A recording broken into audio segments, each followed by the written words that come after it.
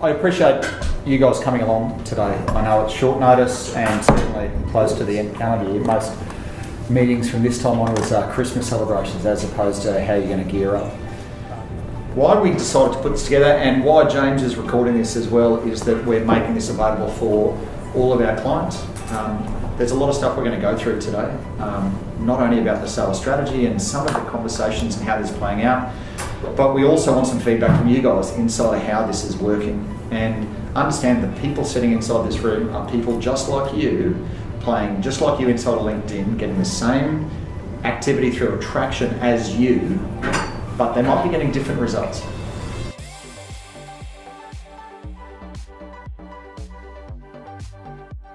So we play in the property space, we're a buyer's agency, so helping people buy property and also as a development manager, would be the best word for it. So we help clients to get involved in property development. We manage and run those projects and do joint ventures. So we started, it's a good question, about 6 months ago I think it was. Probably a little bit longer with LinkedIn at first and building up the process that you guys take us through, building the connections, and then mostly, or a couple of months after that, we started with the more broader campaign that you call project. So LinkedIn's been good, getting a lot of leads through it, probably more than I can keep up with, really. So I reckon I could be calling from the leads that come through. There's at least a few about it. I reckon they come back. The leads are pretty cool. So you're looking at around about that 50, 60 a month? Yeah, okay. It's quite a lot coming through. We've been doing the project now just coming up to 6 months. We have been building the community, so we went from 200 names to 2,500 names. So we've got lots of people now that we're actually now sending those messages out to. I'm not sure how LinkedIn are coping with that, but we're doing lots anyway. LinkedIn cope with it as LinkedIn wants to. Yeah. So I'm starting to get interest now, but I'm not really sure kind of where it's coming from because there just seems to be a lot more activity now. So I got a referral this morning from an accountant. I had some guy call me out of the blue like a week ago, went on our website, and I just can't help but think that they're now seeing more of us. So they can go to LinkedIn and they can see a whole bunch of stuff. Interestingly, the guy who made the web inquiry must have looked at me on LinkedIn. And I just said, look, you don't mind me asking, where'd you find me? He said, look, I Googled you. And I said, okay. And I said, and what made you actually send a message to us? He said, look, I was just looking at you and I've been really struggling and you look like someone I could trust. I said, brilliant. I said, and what specifically are you looking for? We went through that. I said, look, I have to tell you, I'm a financial planner, I don't want to come very much. And he just said, I like you already. And I said, I hate managed funds. He said, you and I are going to get on well. And he's coming in with his wife next week. A business partner and a business development director with a company called Time Technology. What we do, we specialise in helping people improve their productivity and time management to focus through the more effective utilisation of the existing technology. Judson Coleman and our accountants, so we hooked up with Ian earlier this year, and in a discussion with Christine, LinkedIn came up, and Christine was actually asking how he penetrates into his market, and then brought up the work he'd been doing with Andrew, and so went for a meeting from there. So we're actually only probably just at the end of the first phase. Yep.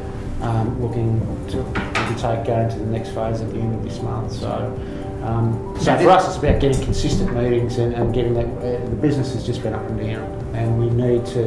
You're out doing meetings and delivering programs, and then the lull from that means that you find yourself back in the office doing the BD and getting back out. We want to be able to have a process that allows us to even that out. Well, and I think for us it's been a positive experience as to how to get conversations happening around what's essentially a reasonably common service, but I guess we're trying to deliver it in somewhat an uncommon way.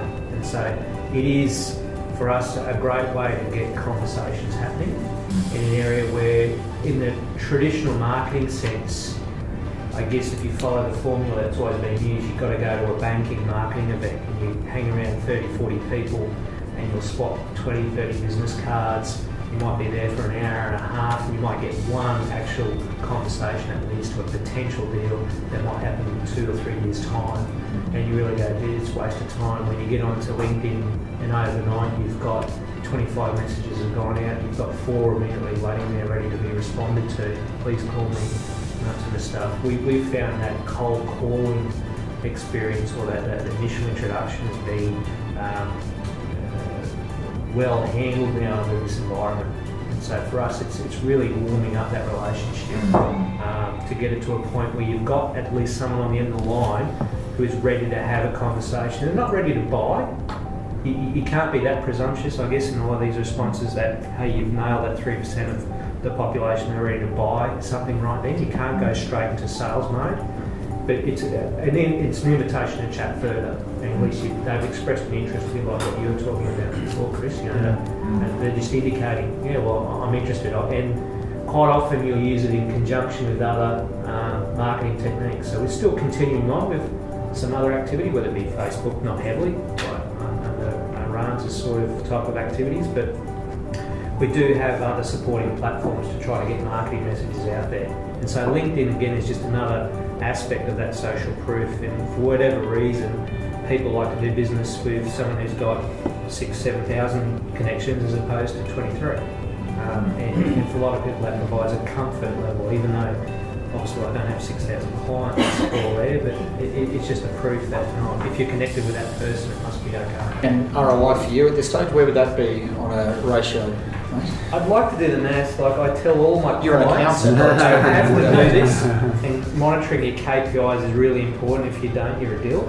And here I am, I don't actually know. But look, for us, the ROI would be getting up to around about 10%, if not 15%, I guess, of our investment with the influencer project. The reason why I guess I'm a bit sort of weak in knowing the exact figure is that, as you mentioned before, Andrew, there's a few transactions or conversations that aren't going to land work tomorrow, but when you're looking at your funnel or however you want to depict it, that probability of them doing business with you has just increased to probably from 10% to 60% to 70%. You don't know when it may happen, but you know that ultimately I think you're next in line. And so if there is an opportunity, then you know that you're basically going to be front of line.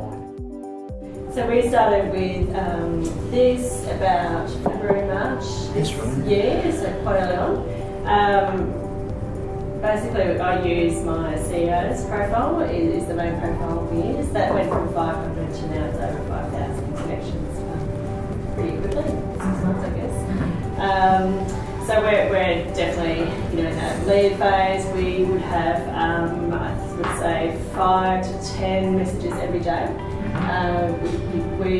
It is our number one strategy for our business lending product. So we have 2 products. We have the personal lending side of the business, which is $500 to $5,000, and then we have the business lending side of the business, which is very new and started at the beginning of this year, so from $5,000 to $50,000. Whereas the personal lending has been around for over 20 years, and the franchise is quite established. Everything we're doing in the personal lending space didn't work in the business lending space. So AdWords and Facebook, all that sort of things, wasn't having cut through with business lending. So for business lending, we get, as I said, 5 to 10 messages a day. I know that around 65% of our total loans written in business lending have come from LinkedIn. So it is the number one thing we do. We spend a little bit in AdWords, but we can't compete in terms of budget with AdWords. So this is where most of our budget goes, and we'll be really seeing the results as we grow. And you play your reach. It's not just Brisbane.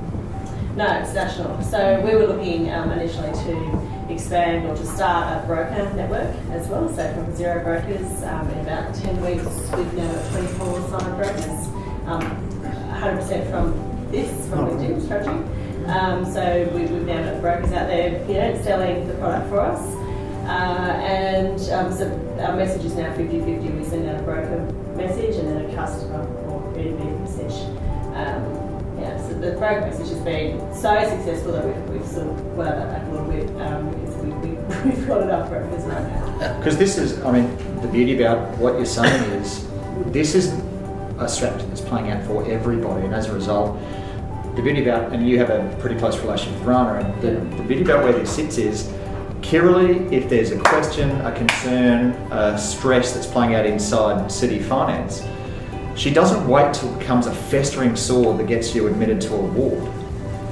Kirralie picks up the phone and goes, Rana, what's going on? Or Harleen, can we look at this? And we play with the strategy to make it work. I came on board, I think maybe About 5 months ago? 5 months ago, yeah. So my profile built really quickly, like in terms of the connection requests that happened within a month, basically. I started with about 500, but we crossed the threshold, which was I think 1500, yeah, within just a couple of weeks. And then I've been doing the lead gen for, I guess, the rest of that time. In terms of how it's working, well, at the moment, the only type of marketing I'm doing is this LinkedIn activity. It's interesting because since I've started my business, I've gone to big horse shows as a sponsor, walked around in my branded shirt and introduced myself. That has been met with a whole range of types of responses. Obviously, they're all very busy, kind of, trying to sell their products and services at these horse shows. So I've done that in Australia and New Zealand. I've put big ads in some of the equestrian magazines. Got like one phone call, spent $12,000, so done very, very big pushes elsewhere. Yep. I always thought to myself, the one thing I haven't yet done is actually starting to approach companies directly. But as it always is when you're kind of running your own business, it's always a time issue. You literally don't have enough hours in the day to get everything done that you want to do. So I came across the LinkedIn actually through my dad, who was going to be a potential client. And once Andrew kind of heard about my business, he was really keen to have a chat with me about using the service. And I always thought that LinkedIn is the right space for me, being a B2B business, and obviously connecting with all different types of people around the world. So it has brought in a number of clients. The reason I was down in Melbourne on the weekend was to attend Derby Day. One of my clients, they sell equine insurance. We've been doing their website, landing page, social media marketing, social media management, a whole slew of things. I've done flyers for them. I've done a whole bunch of things the last few weeks alone. And they invited me down to Derby Day, which was really nice. Didn't just invite you down. Yeah, well, they did, I guess. Well, they invite you down and they picked you up in a... No, that didn't happen, but that is happening for the polo. So there's a big polo event happening in the Hawkesbury in New South Wales in January, and I've been promised that we'll be landing in a helicopter on the field. So she's meant to be... Because obviously that's on my bucket list, so that'll be very nice. The first call that came in a week ago was, I'm going out of Melbourne, they're picking me up and they're flying me to Flemington in the helicopter. But yes, he said don't worry with that, and I said don't let me down, I'm expecting a helicopter ride anyway. But I've never had a client like that, so obviously it's very exciting. But basically I brought in, obviously they've been a great client that I brought on board. I now have Equestrian Australia as one of my clients. So some of the really big names that I've always wanted to get eventually are actually some of my clients. That's fantastic stuff.